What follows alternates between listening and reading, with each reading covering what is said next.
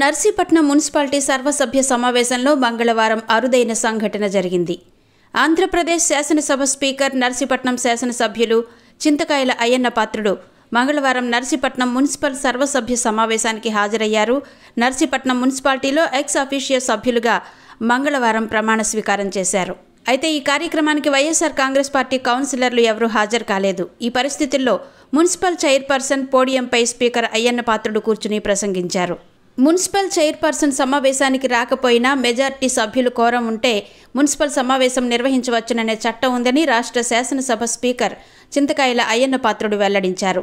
మంగళవారం Narsipatnam municipality ex officio సభ్యునిగా speaker Ayyanna Patrudu ప్రమాణ స్వీకారం చేశారు. అనంతరం ఆయన మాట్లాడుతూ చైర్మన్ బోడపాటి సుబ్బలక్ష్మి సమావేశం నిర్వహణకు సంబంధించి నోటీస్ ఇచ్చారన్నారు. ఈ నోటీస్ చూసిన వెంటనే తాను ఎక్స్ అఫీషియో సభ్యునిగా ప్రమాణ స్వీకారం చేస్తానని కమిషనర్కు సమాచారం ఇచ్చానన్నారు. తాను సమావేశానికి వస్తున్నానని తెలిసినప్పుడు చైర్మన్గా ఒక స్పీకర్ స్థాయి వ్యక్తిని సాదరంగా ఆహ్వానించి ఉంటే బాగుండేదని వ్యాఖ్యానించారు. పైగా బడ్జెట్ సమావేశాన్ని వాయిదా వేయాలని ఎలా అంటారని అన్నారు. సమావేశం ఉందని నోటీసులిచ్చినప్పుడు సమావేశం రద్దు చేస్తున్నట్టు మళ్లీ నోటీసులు ఇచ్చారా అని కౌన్సిల్ సభ్యులను ప్రశ్నించారు.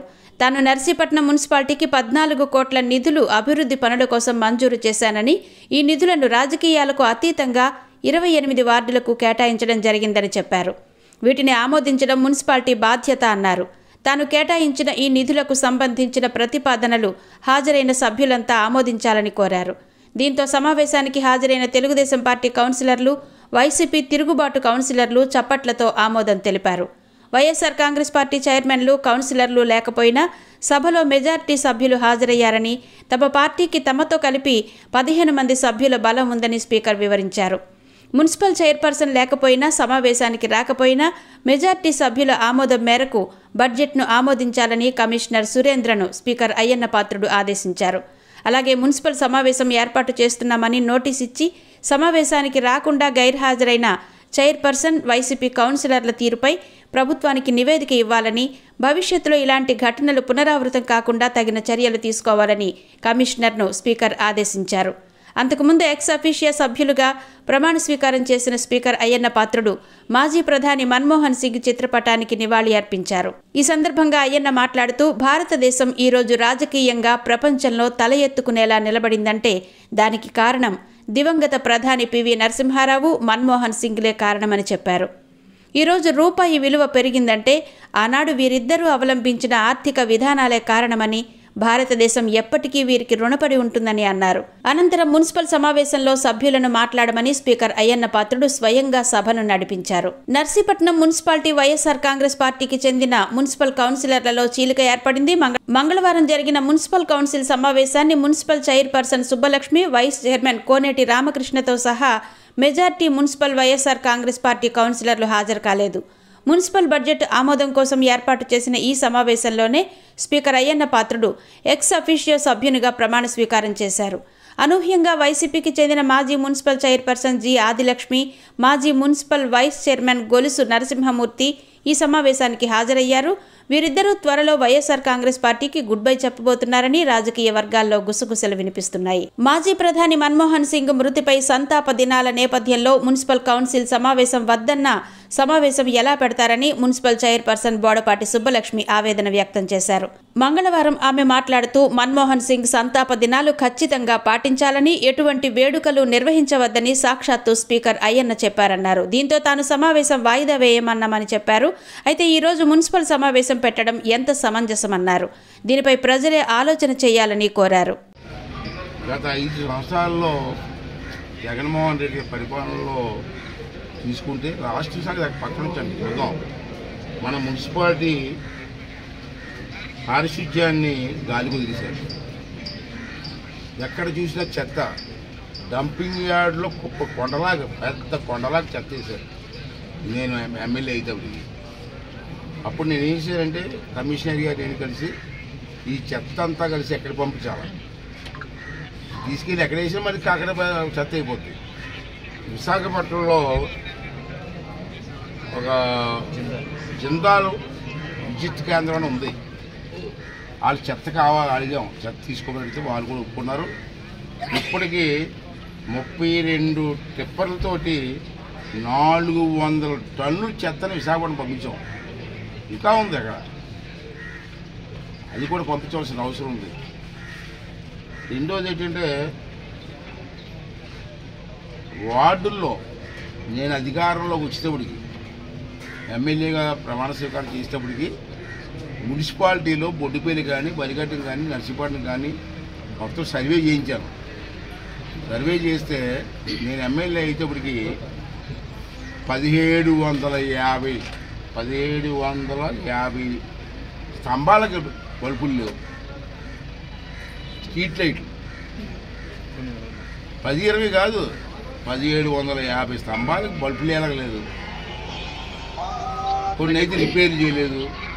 ఒక కమిషనర్ గారు వచ్చిన వెంటనే ఈవేళ ఇవన్నిటికీ కూడా లైటింగ్ వేయడం జరిగింది. చాలా బ్రహ్మాండంగా చేస్తాం. కమిషన్ పోవడం కాదు, రావడం వల్ల ఈవేళ కొన్ని కార్యక్రమాలు చేసుకుంటూ వస్తున్నాం. ఇక్కడ చూశారు. అప్పుడు వెలగని లైట్లు కూడా బల్బులు మార్చుకుంటూ ఉన్నాయి కూడా 1050. ఇవన్నీ సెటరేట్ చేసుకున్నాం. తర్వాత వెహికల్స్, ట్రాక్టర్లు కానీ ఏమి బాగు చేయకుండా షెడ్లు పడిస్తారు. ఏమయ్యా బాగు చేయొచ్చు కదా అంటే ఎవరు మాట్లాడారు. మా వెహికల్స్ అన్నీ బాగు చేస్తున్నాం. అవసరమైతే ఒక పొక్లేన్ కూడా కొనమన్నాను. బ్యాంకు లోన్ తీసుకుందాం, ఒక చిన్న పొక్లేన్, కాలం చిన్న ఇచ్చే పొక్లేన్స్ కాలంలో కూడా వెళ్ళిపోతుంది. అలాంటిది కూడా కొనమన్నాం. ఇవన్నీ మోడరేట్ చేసి స్వచ్ఛ భారత్ మిషన్ ఉంది, వాళ్ళని ఇంటి ఇంక్లూడ్ చేసి నర్సీపట్నాన్ని స్వచ్ఛ నర్సీపట్నంగా తీర్చిదిద్దాలని దాంట్లో ఉన్నాం. అది కూడా ఏర్పాటు చేస్తామని చెప్పి సందర్భంగా మనం చేస్తున్నాను. ముఖ్యంగా ఏంటంటే నేను చేయవలసి బాధ్యత, నేను ఇప్పుడు ఆల్మోస్ట్ స్పీకర్గా ఉన్నాను కాబట్టి, ఒక హోదా అయిన పోస్ట్లో ఉన్నాను కాబట్టి, మంత్రులందరూ ఇంచుమించు నాతో కలిసి ఉంటారు. అందరు మంత్రులు నాకు తెలుసు కాబట్టి వాళ్ళు రిక్వెస్ట్ చేసి ఎక్కువ డబ్బులు తీసుకొచ్చి ఈ నర్సీపట్నం మున్సిపాలిటీ డెవలప్ చేసే బాధ్యత నాకు ఉంది. ఎందుకుందంటే మొన్న ఎలక్షన్లో చూశారు, నర్సీపట్నం టౌన్లో 10,000 ఓట్లు మెజార్టీ వచ్చింది. నాకు 10,000 రికార్డ్ బ్రేక్ ఎప్పుడు అంత రాలేదు నాకు. ప్రజలు నర్సీపట్నం ప్రజలు అంత నా మీద నమ్మకంతో ఓటేశారు. అంటే నర్సీపట్నాన్ని పూర్వ వైభవంగా ఇంకా బ్రహ్మాండం చేయాలనే పట్టుదలతో ఉన్నాను. ఇంకా నాకు 4-6 నెలలు అయిపోయింది. 4 సంవత్సరాల 6 నెలలు ఉంది. నర్సీపట్నానికి అధికమైన ప్రాధాన్యత ఇచ్చి నర్సీపట్నం మున్సిపాలిటీని ఒక మంచి మున్సిపాలిటీగా డెవలప్ చేయడం కోసం నేను ప్రయత్నం చేస్తానని చెప్పి కార్యక్రమం చేస్తాను. దీంట్లో ముఖ్యంగా ఇప్పుడు నర్సీపట్నం మున్సిపాలిటీలో చంద్రబాబు గారు పెన్షన్లు ఇస్తున్నారు, తెలుసు కదా. ఈవేళ కూడా పెన్షన్ ఇచ్చాం. 90% ఆల్రెడీ కంప్లీట్ చేస్తాం. ఒకే రోజు చేయగలరా చంద్రబాబు అన్నారు. ఒకే రోజు చేస్తారు అన్నీ. ఇవాళ నర్సీపట్నంలో చూసుకుంటే మున్సిపాలిటీలో 7,066 పెన్షన్లు ఇస్తున్నాం టౌన్లో. టౌన్లో విషయం కాదు. అంతేకాకుండా 7,600 పెన్షన్లకి ప్రతి నెల 3,04,00,000 ఖర్చు అవుతుంది. పెన్షన్లు ఒక్కడికి 3,04,00,000 ప్రతి నెల ఇస్తున్నాం పెన్షన్లు.